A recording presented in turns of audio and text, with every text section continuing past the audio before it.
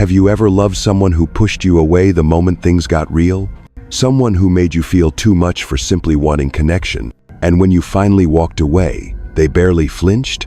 Let me be clear, you're not crazy. You just loved someone who couldn't recognize your value until you were no longer there. I'm Jim Rohn, and in today's video, we're breaking down the exact moment avoidants realize they let the right person slip away. Spoiler, it's not when you cry, not when you beg, not even when you walk out the door. It's when you go quiet. When your absence isn't a reaction, it's a resolution. Avoidants don't process loss in real time. They delay, suppress, and intellectualize their pain. But when you stop showing up, when your emotional energy is no longer buffering their world, that silence becomes deafening. And suddenly, freedom feels hollow. Independence tastes like isolation, and your presence, once misunderstood, becomes the thing they now long for because they can't find that depth anywhere else.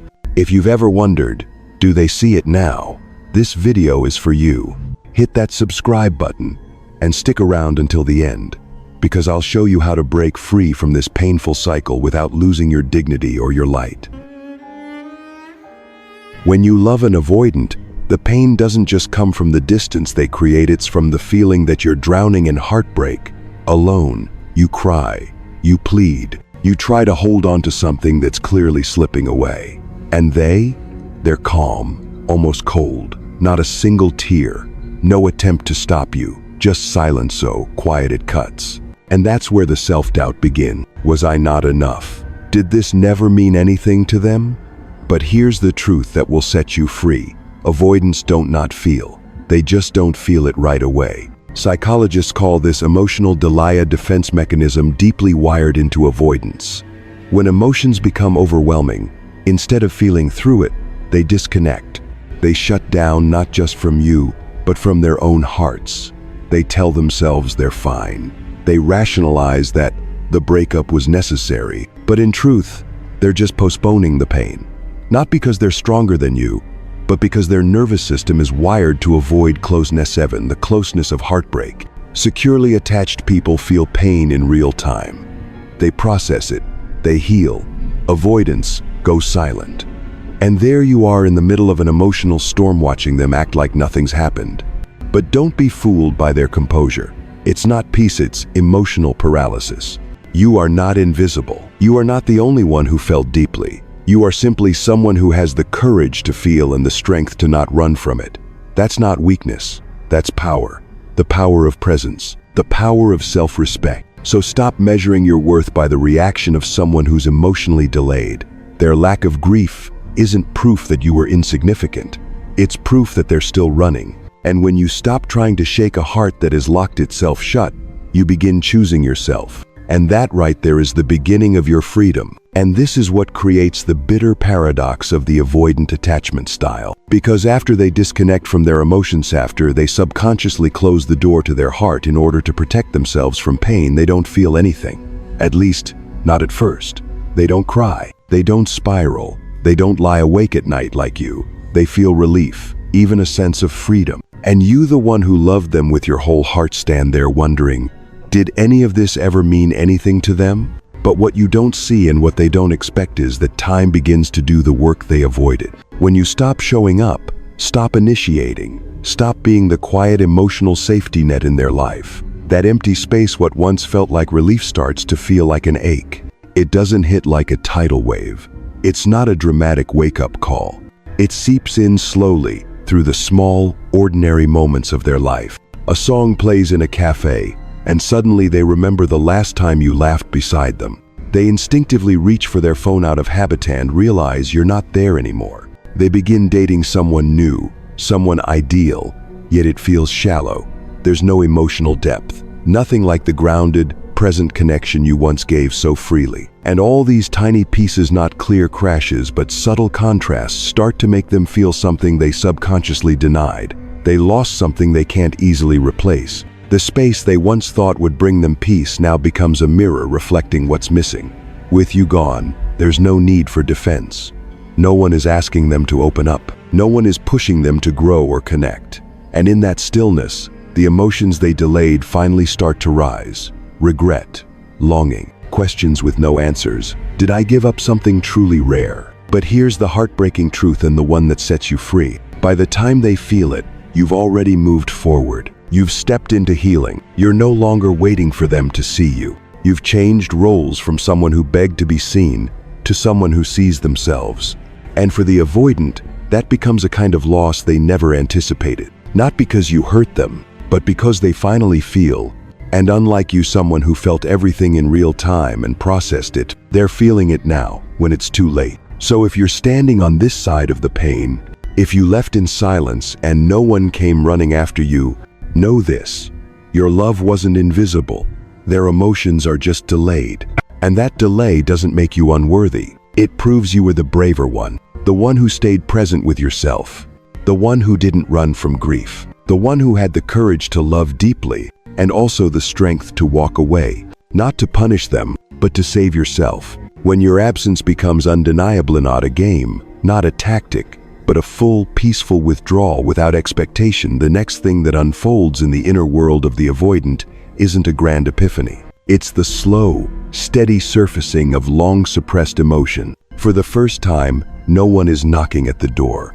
No more texts to ignore, no explanations to reject, no pressure to respond or maintain the role of the strong one. And in that stillness, free from emotional triggers and outside expectations, their nervous system finally has enough space for feeling to emerge. But emotions don't arrive in a flood. They come like quiet knocks in the middle of the night. A familiar song playing in a cafe makes them pause mid-step. An overcast afternoon brings back the image of you reading by the window. A shallow conversation with someone new leaves them feeling unexpectedly hollow. And suddenly they remember your eyes, the way you looked at them, like they genuinely mattered. And these small moments, they're not just nostalgia. They are the first whispers of truth. Maybe I let go of something deeply real. What they once called normal in your presence, your consistent availability, your patience, your grounded energy now returns in memory as an irreplaceable absence. In new relationships, they begin to realize not everyone has emotional depth. Not everyone listens with quiet compassion. Not everyone has the endurance to love someone who hasn't yet learned to love back. And so, what they once labeled pressure was in fact a strong, safe emotional presence they weren't yet mature enough to receive. What they called loss of freedom was actually an invitation into unconditional love. What they ran from becomes the very thing they now long for yet can't easily find again. Why? Because true emotional recognition only begins when no one is there to take for granted anymore. When your presence is no longer automatic, each moment from the past begins to surface in a new light, the light of clarity. But here's the twist and the beauty: you no longer need them to realize it. You withdrew not to be seen, but because you finally saw yourself. You stopped reacting, stopped needing affirmation, stopped trying to love them into healing. You came back to your center, and that alone, your silent exit, free from bitterness or games, is the very space where they finally feel the loss. Distance, when born from self-respect, isn't a wall, it's a mirror. And that mirror doesn't reflect anger. It reflects a truth they've long avoided. Maybe I didn't know how to love, but someone once knew how to love me, and now they're gone. Not because you were cold, but because finally you chose peace over trying to connect with someone who wasn't ready. And in that choice, distance doesn't just become a form of loss, it becomes a gentle reminder that real love never has to be chased, explained, or proven. Real love asks only one thing: to be met in the right place and at the right time. When your silence becomes undeniable and they begin to feel the emptiness in their heart, not in a loud dramatic moment, but in quiet reflection, that's when quiet regret softly finds its way into an avoidant's mind. It's not marked by cries or frantic calls, but by subtle echoes that remind them of you in peaceful moments. Not at the moment of your departure, but in the stillness that follows. Fragments of memory start to surface: a gaze, a smile, the silence you both shared, waking to a good morning text that no longer comes. These feelings don't hit all at once. They don't storm in overnight. They come through a familiar song, the scent that once held meaning, or a morning that wakes without your two words lighting up the screen. And in those moments, they're forced to ask, what did I miss? The real fear isn't your absence. It's feeling that absence in the quietest moments, when tears aren't sudden but a deep ache registers nonetheless. This quiet suffering cuts deeper than any dramatic regret. It lingers in stability, when there's no conflict and no one is telling them to forget you. It's the moment they realize they lost someone who loved them in a way they can't replicate. Not because you left to make them say sorry, you left to let yourself live. Now, they realize you weren't just someone safe. You were the person they chose to let go, not because you weren't worthy, but because they weren't ready to appreciate you. Regret doesn't arrive with shouts or apologies. It arrives when they stand before a mirror, phone void of your name in their contacts, and the habit of good night gone. That's when they get it. They lost you and can't call you back. In that moment, they understand you're not their last chance, but you are their most unforgettable one.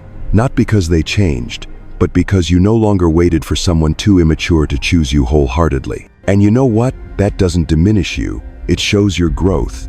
You no longer play the victim in their story. You chose silence to move forward, to welcome a real love, not one born from their emptiness, but one born from your own creation. And when that silent regret begins to resonate in the avoidant's heart, the space you leave behind becomes more than absence. It becomes a doorway to inner change.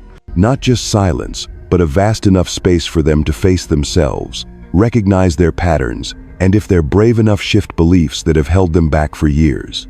Before, they might have convinced themselves they were fine, didn't need anyone, or that love was inherently threatening. But when you stepped away, their nervous system finally found room to reflect. Distance isn't punishment, it's a clear mirror. And in that reflection, they might wonder, is it possible to feel safe without walls? In that calm, emotions once locked inside begin to surface. Missing you, the ache of emptiness, a sense of loneliness that cuts deeper than any fleeting wave. These are not momentary fluctuations, they're powerful reminders that they'd been deceiving themselves. And in that moment, they start to discern fear from genuine need. They begin to understand, warmth isn't a threat, closeness isn't losing myself. This realization doesn't come because you explained it. It arrives because they're convincing themselves that person showed up without conditions, without panic, without manipulative games. They provided safety. It wasn't words, but your consistent, quiet presence that made the difference, something your absence now highlights. By giving them space, you've opened the only environment where they can confront buried truths. And when that truth emerges, their first response may be silence, trepidation, or a defensive recoil. Yet deep down, they're sketching a different choice. Perhaps they can open again, this time grounded, without fear of losing themselves. This is the core transformation. If you'd stayed, they'd never have a mirror. But in your silence, no born of bitterness, but out of self-respect, they start to see that they are the architect of their own cage. Safety isn't built through separation, it comes from embracing vulnerability while staying whole. You don't need to hand them an invitation. Your quiet presence is enough. In that silence, their inner dialogue begins. Did I once have someone who loved me right and I never noticed? Your distance, when anchored in dignity, is the doorway they didn't even know they needed. It leads them into a place they've never dared to enter, the uncharted territory of their own capacity to feel, receive, and allow. And that is the extraordinary gift an absence grounded in self-worth can offer, not just to you, but even to someone who once couldn't recognize the power of your steady presence. And then, if one day the avoidant finally remembers you, not out of emptiness, but from a place of honest recognition that you were the safe place they pushed away, the most profound truth is this: you won't be where they left you. They'll look back and no longer see the person waiting, not the one checking messages in quiet desperation, not the one silently forgiving every disappearing act. Because in the time it took them to feel your worth, you've become someone new. You've stopped living on borrowed love. You no longer breathe for validation. You no longer orbit someone who doesn't know how to stay. You've learned to inhale for yourself. You've learned to wrap your own arms around your soul with self-worth, with grace, with light.